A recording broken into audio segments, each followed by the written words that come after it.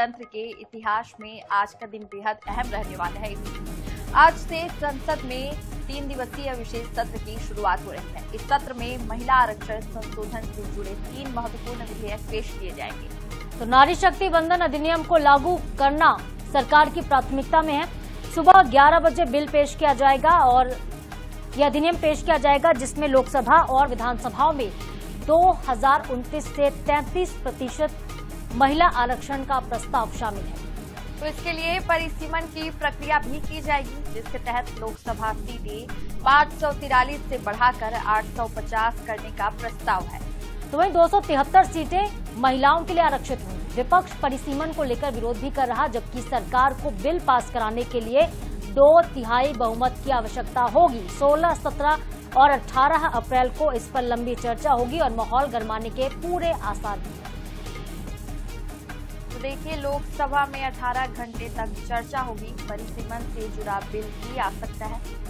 परिसीमन पर विपक्ष की तरफ से कई सवाल भी खड़े होंगे और सत्ता पक्ष आमने सामने होंगे। तो संसद में आज 3 अहम बिल पेश होंगे। तो आज का दिन बेहद महत्वपूर्ण है। संसद में आज महिला आरक्षण कानून में संशोधन से जुड़े हुए 3 बिल पेश किए जाएंगे। इन बिलों में महिलाओं को लोकसभा विधानसभा में 2029 से 33% आरक्षण देने का प्रस्ताव होगा। परिसीमन से जुड़ा हुआ बिल भी आएगा और इसके लिए 3 दिन का विशेष सेशन बुलाया गया है। सांसदों की संख्या लोकसभा में बढ़कर 850 करने का प्रस्ताव होगा।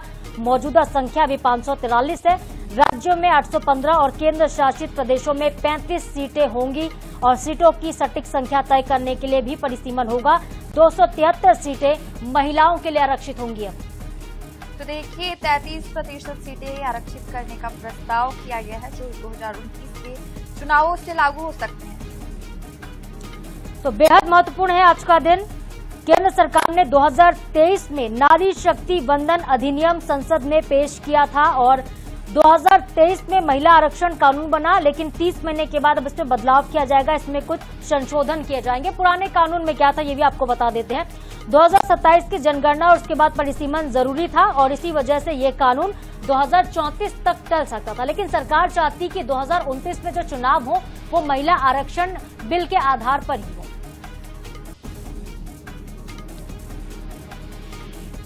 और चलिए, इस पर बातचीत के लिए हमारे साथ 2 सहयोगी हमें ज्वाइन कर रहे हैं। हमारे साथ दिल्ली से संवाददाता स्पर्श शर्मा जुड़ रहे हैं और रायपुर से हमारे साथ है मनोज नायक। स्पर्श, सबसे पहले हम आपका रुख करेंगे क्योंकि आप दिल्ली में मौजूद हैं और आज का दिन ऐतिहासिक, बेहद महत्वपूर्ण। आज संसद में बिल को पेश किया जाएगा जिसमें संशोधन होंगे। क्या कुछ पूरी जानकारी इस विषय पर और विपक्ष किस मूड में नजर आ रहा है बिल को लेकर?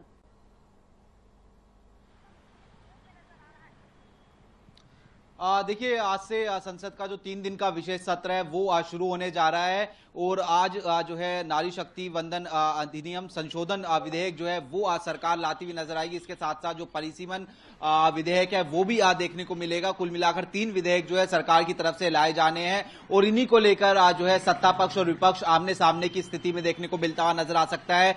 11 बजे सदन की कार्रवाई शुरू होगी। इससे पहले भी बैठकों का दौर चलेगा। लगभग 10 बजे के आसपास विपक्षी दलों की जो बैठक है वो आज जो है बुलाई गई है। उसमें एक बार फिर से साझा रणनीति बनाने का जो काम है वो विपक्षी दलों की तरफ से जो है सीधे तौर पर किया जाएगा। और उसके साथ साथ अगर हम बात करते हैं तो महिला आरक्षण बिल को लेकर तो विपक्ष ये कह रहा है कि वो समर्थन करता हुआ जो है नजर आएगा, लेकिन जो परिसीमन है उसको लेकर विपक्ष जो है खासा नाराज जो है सरकार से नजर आ रहा है और इसका विरोध जो है सीधे तौर पर विपक्ष की तरफ से देखने को मिलता हुआ नजर आएगा। ऐसे में देखने वाली बात रहेगी किस तरीके से सरकार जो है वो जादुई आंकड़ा जो है लाती हुई नजर आती है, क्योंकि 2/3 बहुमत जो है चाहिए जो है दोनों ही बिलों को सरकार के द्वारा पास कराने के लिए। तो ऐसे में विपक्ष की बात की जाए तो पूरी तरीके से अपनी तैयारी करता हुआ नजर आ रहा है। कल भी हमने देखा कि नेता विपक्ष मल्लिकार्जुन खड़गे के आवास पर एक बड़ी बैठक जो है वो तमाम विपक्षी दलों की देखने को मिलती हुई नजर आई थी। और उसके साथ साथ वहीं दूसरी तरफ सत्ता पक्ष की बात करें तो सत्ता पक्ष लगातार ये कह रहा है कि चूंकि महिला आरक्षण संशोधन बिल एक बड़ा विधेयक है, ऐसे में जो विपक्ष है उसको कहीं ना कहीं सरकार का साथ देना चाहिए। महिलाओं की भूमिका जो है इसमें बढ़ती हुई जो है नजर आएगी। आने वाले जो 2029 के चुनाव हैं उससे पहले सरकार जो है इसको पूरी तरीके से लागू कर देना चाहती है, लेकिन अगर ये दोनों कंबाइंड होकर आते हैं, जिसमें महिला आरक्षण बिल और उसके साथ साथ परिसीमन विधेयक, तो ऐसे में विपक्ष जो है अपनी जो हंगामेदार स्थिति है वो देखने को विपक्ष की तरफ से मिलती हुई जो है नजर आ सकती है, क्योंकि विपक्ष का सीधे तौर पर टाइमिंग को लेकर सवाल उठा रहा है। विपक्ष का यह कहना है कि जो महिला आरक्षण बिल है वो खासतौर पर जो पश्चिम बंगाल के चुनाव है, तमिलनाडु के चुनाव है, उनसे पहले क्यों जो है लेकर आया जा रहा है। ऐसे में जो सत्ता पक्ष है उसको जो है ऑल पार्टी मीटिंग बुलाई जानी चाहिए थी, तमाम जो पॉलिटिकल पार्टीज है उनसे रायशुमारी करनी चाहिए, तो उसके बाद में ये जो बिल है वो लेकर आना चाहिए। तो और उसके साथ साथ परिसीमन को लेकर जहां तक हम बात करते हैं, डिलिमिटेशन, उसको लेकर जो है उत्तर भारत के राज्य और दक्षिण भारत के राज्यों में आपसी खींचतान जो है बढ़ती हुई नजर आ सकती है। इस तरीके के आरोप जो है विपक्ष सीधे तौर पर लगाता हुआ नजर आ रहा है। तो फिलहाल महत्वपूर्ण दिन है, 3 दिन है, जिसमें खुद प्रधानमंत्री भी संबोधन करते हुए नजर आएंगे, उसके साथ गृह मंत्री अमित शाह का भी इंटरवीन होगा। तो देखने वाली बात रही किस तरीके से जो है सरकार बीच का रास्ता निकालती है, फिर किस तरीके से इन दोनों या फिर तीनों विधेयकों को जो है पास कराती हुई नजर आती है। जी बिल्कुल स्पष्ट। तो इसी कड़ी में हमारे साथ मनोज नायक जी भी जुड़े हुए हैं। मनोज, महिला आरक्षण बिल पर अब 18 घंटे चर्चा होगी, इस पर क्या कुछ और निष्कर्ष निकल सकते हैं? जैसे कि आज लोकसभा में 16-17 अप्रैल को तो 18 घंटे और वहीं 18 अप्रैल को 10 घंटे इस पर चर्चा होनी है। जी, निश्चित रूप से देश की जो आधी आबादी है उन्हें प्रतिनिधित्व देने के लिए नारी शक्ति वंदन अधिनियम विधेयक जो आज संसद में पेश किया जाएगा, उससे पहले आप देख सकते हैं राजधानी में जो है महिलाओं में खासा उत्साह है। हालांकि राजनीति में महिलाएं तो अब बढ़ चढ़कर हिस्सा ले रही हैं, लेकिन उन्हें जो है प्रतिनिधित्व तो नहीं मिल रहा था। लेकिन अब जो विधेयक आ रहा है उसमें विधानसभा और लोकसभा में भी उन्हें प्रतिनिधित्व मिल सकेगा। 33% का जो आरक्षण रहेगा तमाम राजनीतिक दलों के लिए अब मजबूरी हो जाएगी कि वे महिलाओं को टिकट दें और महिलाएं सीधे सीधे लोकसभा और विधानसभा में पहुंचेगी। और अब यहाँ पर महिलाएं भी, हम सीधे उनसे बात कर लेते हैं। आज एक बड़ा विधेयक पेश होने जा रहा है, क्या लगता है आजादी के बाद जो है स्वतंत्र भारत के इतिहास में सबसे बड़ा विधेयक है ये? जी, मुझे लगता है कि आज का दिन हर महिला के लिए बहुत विशेष है और हम धर्मगत बातों की तरफ नहीं जाएंगे। सारी महिला स्त्री जाति के लिए बहुत अच्छा समय है और आदरणीय नरेंद्र मोदी जी ने बहुत अच्छी पहल की है और ये अनवरत चलना चाहिए, इसमें कहीं रुकावट नहीं आनी चाहिए। जो अभी हर क्षेत्र में महिलाओं को अग्रणी किया गया है, इसके लिए सारी महिलाएं आभारी हैं उनकी। निश्चित रूप से देश में जो है पहले भी प्रधानमंत्री रह चुके, महिलाएं मुख्यमंत्री भी रह चुके। अब क्या लगता है सभी महिलाओं को समान रूप से जो है राजनीति में भागीदारी मिल सकेगी? जी हाँ, नरेंद्र मोदी जी के आने के बाद हम महिलाओं को, पहले घर तक सीमित थी, आज राजनीतिक फील्ड में हर फील्ड में आगे कुछ नया कर रही है। ये सब उन्हीं के कारण है। वैक्सीन लगना, महातारी वंदन योजना, ये सारी चीज़ें मोदी जी के रहते हुए संभव हो चुकी है।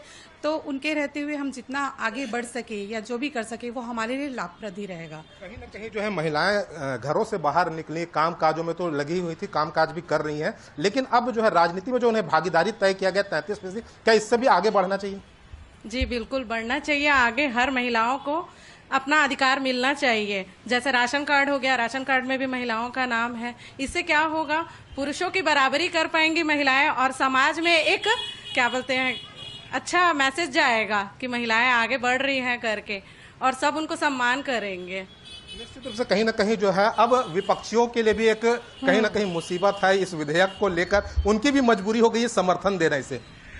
बहुत ही अच्छा अधिनियम जो हमारे देश के यशस्वी प्रधानमंत्री मोदी जी और भारतीय जनता पार्टी की जो सरकार जो ला रहे हैं, जो इसके पूर्व में भी कांग्रेस की सरकार रही है, मगर उन लोग बोलते रह गए। मगर हमारे भारतीय जनता पार्टी की सरकार जब से आई है, हमारे देश के यशस्वी प्रधानमंत्री मोदी जी ने आज महिलाओं को 33% आरक्षण देकर नारी शक्ति वंदन अधिनियम जो आज पेश होने जा रहे हैं, उनके लिए हमारे मोदी जी के प्रति आभार, भारतीय जनता पार्टी के एनडीए सरकार के प्रति आभार। इतना अच्छा जो महिलाओं के लिए बराबर के हिस्सेदारी बना रहे हैं इनके लिए। कल बड़ा सम्मेलन भी हुआ था राजधानी रायपुर में मोदी जी के प्रति आभार व्यक्त करने के लिए। क्या लगता है महिलाओं को अब राजनीति में आगे बढ़ने का और ज्यादा अवसर मिलेगा? जी बिल्कुल मिलेगा।